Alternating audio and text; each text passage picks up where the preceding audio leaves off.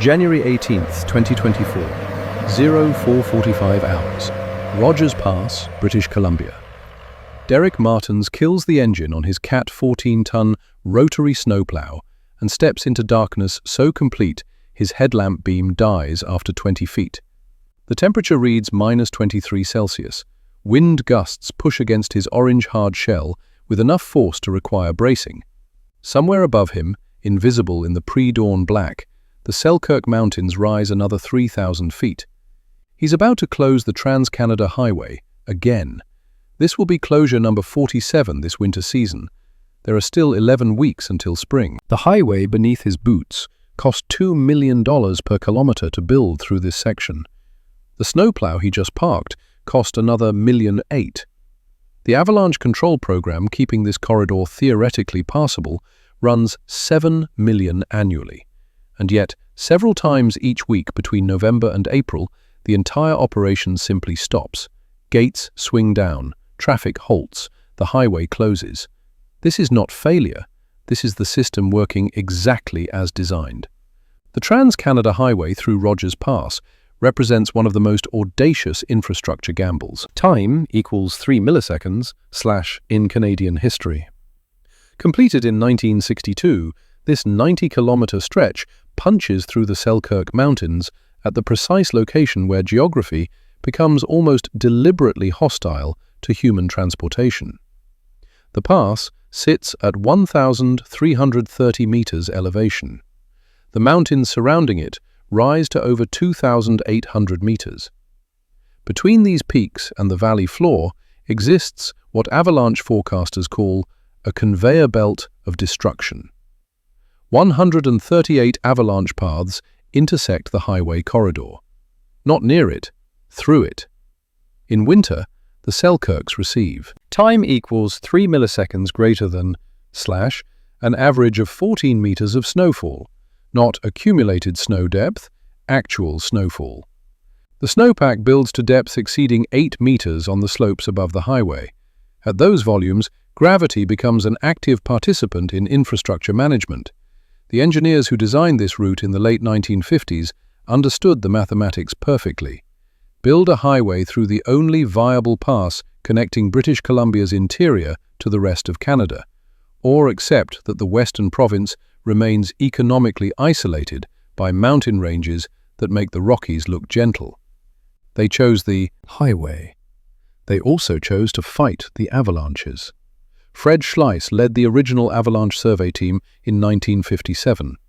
His report to the Canadian government contained a single paragraph that would define 6 decades of winter operations. He wrote, "Safe year-round passage cannot be guaranteed. Controlled risk can be maintained at acceptable levels through constant monitoring, active intervention, and periodic closure." That phrase, acceptable levels, became the foundation for the most expensive per-kilometer highway maintenance operation in North America. The current annual budget for winter operations at Rogers Pass exceeds $43 million. This covers 24 rotary snowplows operating in coordinated patterns, 32 avalanche technicians working 12-hour shifts, 105 military-grade howitzer positions installed above the highway for controlled avalanche triggering, 4 weather stations transmitting real-time data every 6 minutes, helicopter-based explosive deployment teams on standby, and Derek Martins. Time equals 4 milliseconds greater than who makes the decision to close the highway an average of 54 times each winter. He doesn't make these decisions casually. Each closure costs the Canadian economy an estimated $180,000 per hour in delayed freight, diverted traffic, and lost productivity. A typical closure lasts 4 to 6 hours. The economic impact of this winter's 47 closures has already exceeded $68 million. This is more than the highway cost to build through this section, adjusted for inflation. The paradox deepens. They keep spending because the alternative costs more. At 05:12 hours, Derek's radio crackles. Weather Station 3 reports wind speeds exceeding 60 kilometers per hour with gusts to 90. Snow depth increase, 14 centimeters in the past hour. the avalanche forecast model just elevated 3 paths from considerable to high danger: Path 37, Path 41, Path 62. These aren't just numbers. Path 37 released in March 2016, depositing 40,000 cubic meters of snow across both highway lanes. The debris pile stood 9 meters high. It took 6 days to fully clear. Path 41 killed 3 highway workers in 1982 when a slide released during active control work. Path 62 releases so frequently, an average of 8 times per winter, that the highway alignment was specifically built to angle through its run-out zone at the least destructive angle possible. Least destructive still means regular burial under thousands of tons of snow traveling at speeds exceeding 200 kilometers per hour. Derek radios Parks Canada headquarters. Closing eastbound at Summit Monument, westbound at Valley of Ten Peaks Gate. Control work on 37, 41. Time equals 3 milliseconds greater than and 62. The gates go down at 0520. By 0600, the howitzer teams are in position. The 105mm howitzer shells arc through the dark, their trajectories calculated by computers that factor wind speed, snow density, temperature, and slope angle. Each shell contains 23 kilograms of high explosive.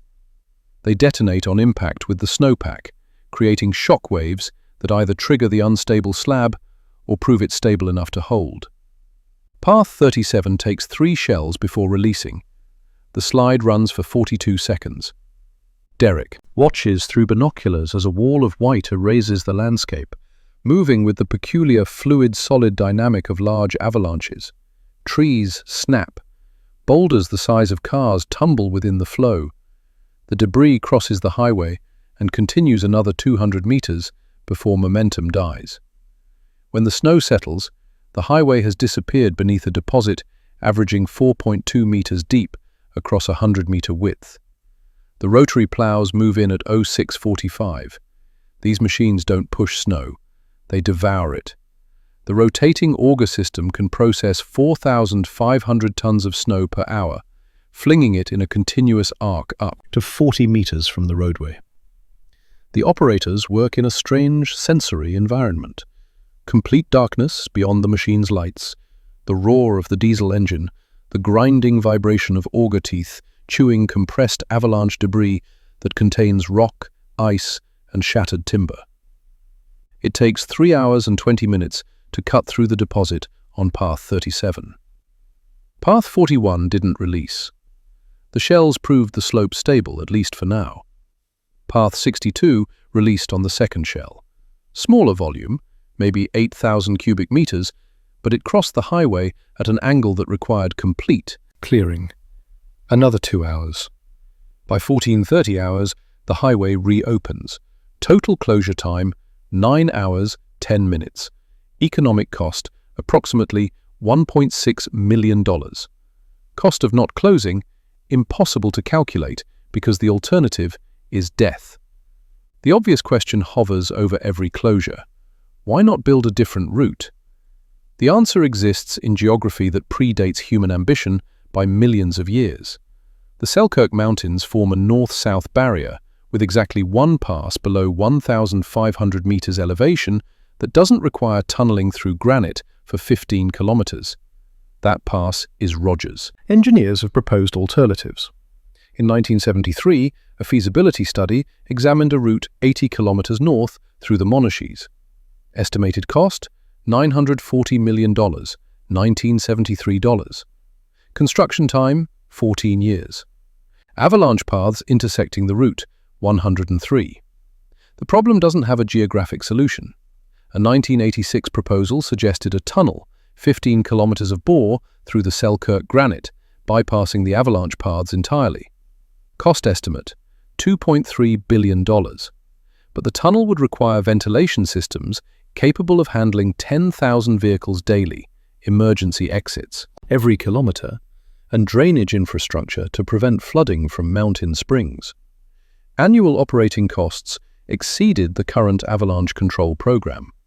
The tunnel was never built. In 2009, the provincial government commissioned a comprehensive study. Economic analysis of winter highway closure, Rogers Pass corridor. The conclusion spanned 300 pages, but reduced to one finding. Maintaining the current system costs less than any alternative, including accepting permanent seasonal closure. The highway stays, the closures continue, the spending increases. This winter's budget is 7% higher than last year's. Next winter's budget is projected 9% higher still. Not because of waste or mismanagement, because the snowfall is increasing. Rogers Pass weather records extend back to 1956. The data tells an uncomfortable story. Average annual snowfall, 1956 to 1990, 12.4 meters. Average annual snowfall, 1991 to 2010, 13.8 meters. Average annual snowfall, 2011 to 2024, 14.9 meters.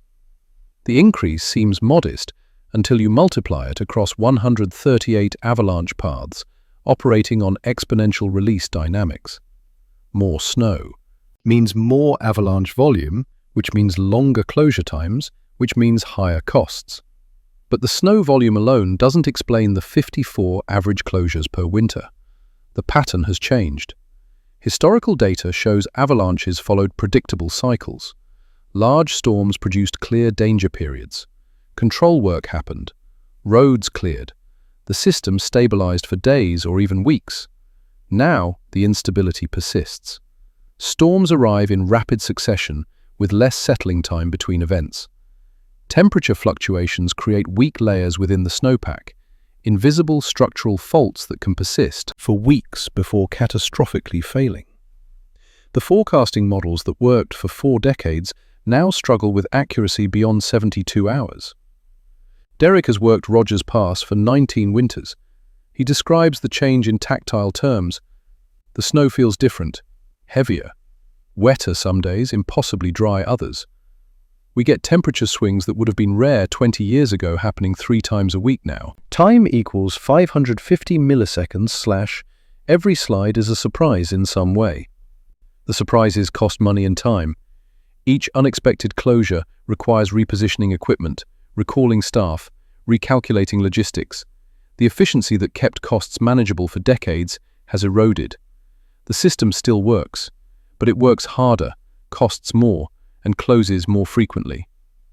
At 14:45 hours, with the highway reopened, Derek drives the corridor in his inspection truck. He stops at path 62, where the morning's avalanche debris has been cleared to vertical walls of compacted snow flanking the roadway. Time equals 5 milliseconds greater than. The walls stand 6 meters high. They'll remain until spring melt. He's looking for cracks, for settlement patterns, for any indication that another slide is forming above. This is not science conducted in laboratories with controlled variables. This is Derek standing in wind that threatens to knock him down, scanning slopes he can barely see through blowing snow, making decisions that will either save lives or cost millions. He radios in the all clear. By 1600 hours, transport trucks are rolling through again, their drivers largely unaware they're passing through a corridor where, 9 hours earlier, thousands of tons of snow traveling faster than a speeding car crossed the exact pavement beneath their wheels. The system works because people like Derek make it work, and because the Canadian government continues approving budgets that most jurisdictions would consider insane. The Trans-Canada Highway through Rogers Pass moves approximately $2.4 billion in freight annually. The Port of Vancouver depends on this corridor to connect to the eastern provinces. Alberta's oil industry uses it to reach Pacific shipping terminals. British Columbia's interior relies on it for access to both western and eastern markets. Closing it permanently would fracture Canadian economic geography. The 54 winter closures represent a compromise between geographic reality and economic necessity. They acknowledge what the engineers in 1962 understood. You cannot defeat these mountains, but you can negotiate with them. The negotiation happens in rounds of explosive charges, hours of rotary plow operation, and split-second decisions made by people like Derek Martins, standing in sub-zero darkness, deciding whether the slope above them will hold or release. Each closure is expensive. Each closure is necessary. Each closure keeps people alive. The $2 million per kilometer construction cost, viewed from 2024, seems almost quaint. The real cost is measured in the perpetual expense of operation. The howitzer shells, the plough diesel, the avalanche forecaster salaries, and the economic impact of closure after closure after closure. But the highway remains open more often than it's closed. 87% uptime during winter months. For a corridor punched through mountains that receive enough snow to bury a 4-story building, this qualifies as victory. February approaches, the worst month historically. The Selkirks will receive another 3 meters of snow. Time equals 3 milliseconds greater than before March. Derek will close the highway another dozen times, possibly more. He'll make the same calculation each time. Is the risk of keeping it open greater than the cost of closing it? The answer will be yes, again and again. Because the highway through Rogers Pass embodies a peculiarly Canadian bargain, we will spend whatever it takes to keep the improbable connection alive. We will fight the avalanches with artillery. We will move the snow with million-dollar machines. We will close the highway 50 times, 60 times, however many times required. We will not accept isolation. The highway cost $2 million per kilometer to build. It costs far more to keep open. And every winter, when the snow begins falling and the first closure gates swing down, we pay the price again. This is not failure. This is what connection costs when geography itself demands payment.